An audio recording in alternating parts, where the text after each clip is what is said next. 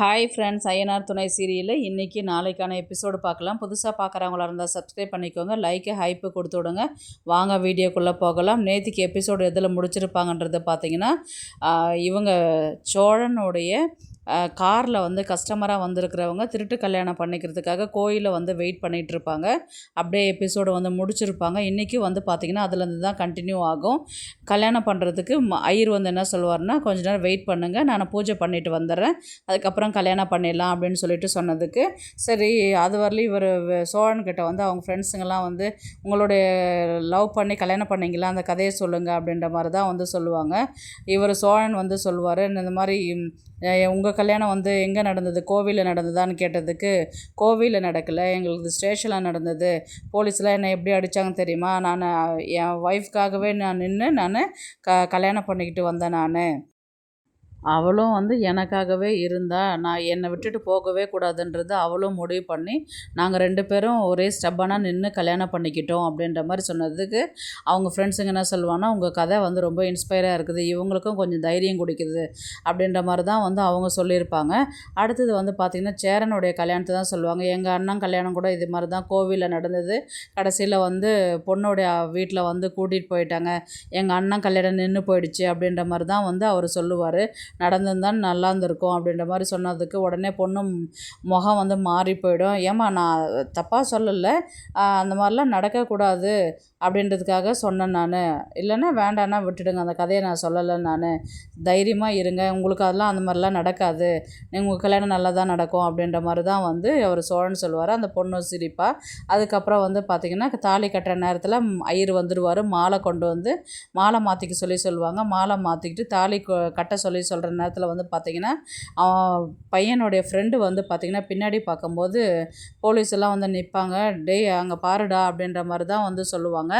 அவங்க இவர் சோழன் வந்து தாலி கட்டுடா, தாலி கட்டிடுறா அப்படின்ற மாதிரி வந்து சொல்லுவார். அந்த பையன் வந்து கட்டவே மாட்டான், திரும்ப பார்ப்பான், அந்த பொண்ணை பார்ப்பான், போலீஸ்காரை பார்ப்பான், திரும்ப கடைசியில் ஆளை விடுங்கடா சாமி அப்படின்ற மாதிரி தான் மாலையும் தாலியும் வந்து சோழனுடைய கையில் கொடுத்துட்டு அங்கேருந்து ஓடி எஸ்கேப் ஆகிட்டு, உடனே பொண்ணுடைய சித்தப்பா வந்து பார்த்திங்கன்னா எஸ்பியாக இருப்பார். அவர் தான் வந்து நீங்கள் அந்த பசங்க ஓடி போகிறானுங்க, அவனுங்கள போய் பிடிங்க அப்படின்ற மாதிரி தான் வந்து மற்ற கான்ஸ்டபிளுக்கெலாம் சொல்லுவாங்க. அவங்களாம் ஓடி போய் பிடிக்கிறதுக்குள்ளே அங்கேருந்து அவனுங்க எஸ்கேப் ஆகிடுவாங்க. இவர் வந்து பார்த்திங்கன்னா மாலையோடு வந்து நிற்பார். இவனை கல்யாணம் பண்ணிக்கிறதுக்கு தான் வீட்டில் பார்க்குற மாப்பிள்ளையை விட்டுட்டு வந்தியா அப்படின்ற மாதிரி தான் வந்து கேட்பார். இவர் சோழன் வந்து இந்த பக்கமும் அந்த பக்கம் திரும்பி பார்த்துட்டு யாரை கேட்குறாரு அப்படின்னு சொல்லிட்டு கேட்கும்போது, இவர்கிட்ட மாலை இருக்கும், இது என்னடா வம்பு பிடிச்ச வேலையாக இருக்குது சோழா, இங்கேருந்து எஸ்கேப் ஆகிடு அப்படின்ற மாதிரி தான் வந்து அவர் மனசில் நினைப்பார். உடனே என்ன பண்ண சார், நான் இல்லை சார் அப்படின்ற மாதிரின்ட்டு கிட்ட வர நேரத்தில் நீ இல்லையா அப்படின்னு சொல்லி மாலையை பிடுங்கி விசிறி அவர் போலீஸ்கார மேலேயே தூக்கி போட்டுட்டு அங்கேருந்து ஓடி போயிட்டு காரில் ஏறுறதுக்கு போவார். அவர் பின்னாடியே வந்து அந்த பொண்ணும் ஓடி வருவா. ஓடி வரும்போது பார்த்திங்கன்னா, ஏன் பின்னாடி ஓடி வர, நீ அந்த பையன்கிட்ட போமா, இது உங்கள் வீட்டு சொந்தக்காரன் தானே சொன்னேன், நீ இப்போ அவங்ககிட்ட சொன்னேன்னா உங்கள் அப்பா அம்மா கிட்ட கூட்டியுமே விட்டுருவாங்க, நீங்கள் உங்கள் அப்பா அம்மா கிட்ட மன்னிப்பு கேட்டுட்டு தயவுசெய்து உன் வீட்டுக்கு போயிடுமா நீ அப்படின்ற மாதிரி தான் வந்து சோழன் வந்து சொல்லுவார். இல்லைண்ணா இப்போ நான் போனேன்னா எங்கள் வீட்டில் என்னை சாவடிச்சிருவாங்க, நான் போக மாட்டேன், என்னை எங்கேயாவது கொஞ்சம் தூரம் கூட்டிகிட்டு போய் விட்டுருங்கண்ணா, நான் அதுக்கப்புறம் வந்து நான் ரமேஷ் கால் பண்ணி நான் வர சொல்லி நான் போயிடுறேன் நான் அப்படின்ற மாதிரி தான் வந்து அந்த பொண்ணு சொல்லும். உடனே சோழன் வந்து யாருமா அந்த பையனா, அவனை கல்யாணம் பண்ணிக்கிற நேரத்தில் ஒரு பிரச்சனைன்னும் போது விட்டுட்டு நான் அவனுக்கா நீ கால் பண்ணி சொல்ல போகிறேன், நான் வர வச்சு அங்கே எங்கேயா போய்ட்றேன், அட்லீஸ்ட் நான் எங்கேயாவது தூரம் கொண்டு போய் விடுங்க, நான் அங்கேருந்து இறங்கி போய்ட்றேன் நான் அப்படின்ற மாதிரி சொன்னதுக்கு, இல்லைம்மா உன் வீட்டு பிரச்சனையாலும் எனக்கு ஏற்கனவே பிரச்சனை, ஏகப்பட்ட பிரச்சனை இருக்குது, நான் இதில் மாட்டிக்கிறேன், விருப்பப்படல, தயவுசெய்து நீ கீழே இங்கே இருமா நான் போய்க்கிறேன்னு சொல்லிட்டு பேசினே இருக்கும்போது அந்த பொண்ணு அந்த பக்கம் டோர் ஓப்பன் பண்ணி உட்கார ஆரம்பிச்சேன். என்னம்மா நீ சொல்ல போயிட்டு காரில் உட்கார, இறங்குமா முதல்ல நீ அப்படின்ற மாதிரி தான் வந்து சோழன் வந்து சொல்லுவார். உடனே அந்த போலீஸ் இன்ஸ்பெக்டர் வந்து வருவார். ஆனால் அவங்க வந்துட்டாங்கண்ணா, முதல்ல கார் எடுங்கண்ணா அப்படின்ற மாதிரி தான் வந்து சொல்லும். இவங்க அங்கேருந்து கார் என்னம்மா நீ இப்படி பிரச்சனையில் என்னை மாட்டி விட்ற, வந்தவனுங்களாம் விட்டுட்டு ஓடிட்டானுங்க, கடைசியில் டிரைவர் என்னையே பிடிச்சிட்டு இப்படி உயிரை வாங்குறீங்களே அப்படின்ற மாதிரி தான் வந்து இவர் சோழன் சொல்லுவார். ஐயோ தயவுசெய்து இப்போதைக்கு முதல்ல கார் எடுங்க, கொஞ்சம் தூரம் எங்கன்னா போய் நிறுத்துங்க, நான் இறங்கிடுறேன் நான் அப்படின்ற மாதிரி தான் சொல்லிவிட்டு அவர் போலீஸ்கார் கிட்டே வந்த உடனே பார்த்திங்கன்னா இவர் காரை எடுத்துகிட்டு உடனே அவங்க எஸ்பி வந்து என்ன பண்ணுவார், அந்த காரை சேஸ் பண்ணுங்க அப்படின்னு சொல்லிட்டு இவங்க எல்லாருமே பின்னாடியே துரத்திக்கிட்டு போவாங்க. துரத்திட்டு போயின்னே இருக்கும்போது, என்னம்மா விடாமல் துரத்துறாங்க, என்னம்மா இது அப்படின்னு. அவர் போலீஸ் எஸ்பிமா அப்படின்ற மாதிரி தான் அவர் அந்த பொண்ணு சொல்லும். எஸ்பியா இது என்னம்மா முன்னாடிலாம் சொல்லலை, எனக்கு ஏற்கனவே பிரச்சனை இருக்குதும்மா, ஏதோ நீ லவ் பண்ண பையன் கல்யாணம் பண்ணிக்கிட்டேன்னு சொல்லிட்டு சொன்னதுக்காக இப்போ கடைசியில் இப்போ எனக்கு இந்த மாதிரி பிரச்சனையாக இருக்குது, எனக்கு ஏகப்பட்ட பிரச்சனை இருக்குதும்மா. நானும் என் ஒய்ஃபு கல்யாணம் பண்ணும்போது நான் போலீஸ் ஸ்டேஷனில் எவ்வளோ அடி வாங்கினேன், அந்த அடி வாங்கிட்டு அங்கேயே நின்று அவளை கல்யாணம் பண்ணிக்கிட்டு வந்தேன்.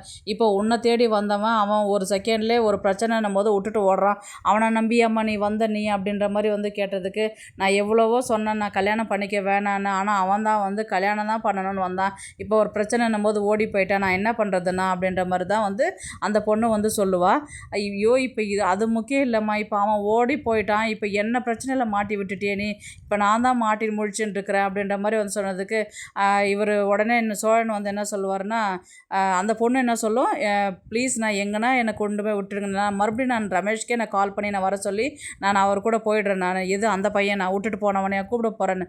ஆமாம் நான் அப்படின்ற மாதிரி சொன்னதுக்கு, என்னென்னா பண்ணிக்கமா நீ, அங்கே கொஞ்சம் தூரம் தள்ளி ஒரு ஊர் வரும், அந்த ஊரில் நான் இறக்கி விட்டுறேன், நீ அங்கேருந்து ஆட்டோ பிடிச்சி நீ அவங்ககிட்ட போயிடு, இல்லைனா உங்கள் வீட்டுக்குனா போ, இல்லை நான் அவங்ககிட்டனா போ அப்படின்ற மாதிரி சொல்லுவான். சொல்லி முடிச்சுட்டு இப்படி திரும்புறதுக்கு முன்னாடி பார்த்தீங்கன்னா அந்த காரு குறுக்க இன்ஸ்பெக்டர் ஒரு போலீஸ் வண்டி நிறுத்தினோடனே, என்னம்மா போலீஸ் வண்டி குறுக்க நிறுத்துதுன்னா, அவர் எஸ்பினா எங்கள் சித்தப்பா தான் அவர், என்னம்மா இதெல்லாம் சொல்லவே இல்லை, நான் ஏற்கனவே ஏகப்பட்ட பிரச்சனை இருக்குதுமா இதில் இதுவரையே எனக்கு அப்படின்ற மாதிரி தான் சொல்லுவாங்க. காரை உடனே மடக்கி பிடிச்ச உடனே அந்த சோழனையும் அந்த பொண்ணையும் கூட்டிகிட்டு போயிட்டு போலீஸ் ஜீப்பில் ஏற்றின்னு கொண்டு போயிட்டு அவங்க வீட்டுக்கு தான் கூட்டிகிட்டு போவாங்க. யாருடி இவனை நம்பிய போனால் நீ, எப்போ பார்த்தாலும் படிக்கிறேன் ரூமில் கதவு சாத்திக்கிட்டு ஃபோனில் பேசிக்கிட்டு உக்காண்றது நீ, இவனை நம்பி தான் ஓடி போனியா அப்படின்ற மாதிரி தான் போட்டு அடிப்பாங்க. ஆனால் அந்த பொண்ணு அமைதியாகவே நிற்கும். என்னம்மா நீ பதிலே சொல்லாத இருக்கிற, நான் யாருன்னு சொல்லுமா நீ அப்படின்ற மாதிரி தான் சோழன் சொல்லுவார். அவன் பாருடி யாருன்னு கேட்குறான், இவனை நம்பிய போன, ஒரு பிரச்சனைன்னு வரும்போது உன்னை விட்டுட்டு போகிறவனை நம்பிய நீ போன அப்படின்னு சொல்லிட்டு திரும்பவும் அவன் பொண்ணுடைய அம்மா பொண்ணை போட்டு அடிப்பாங்க.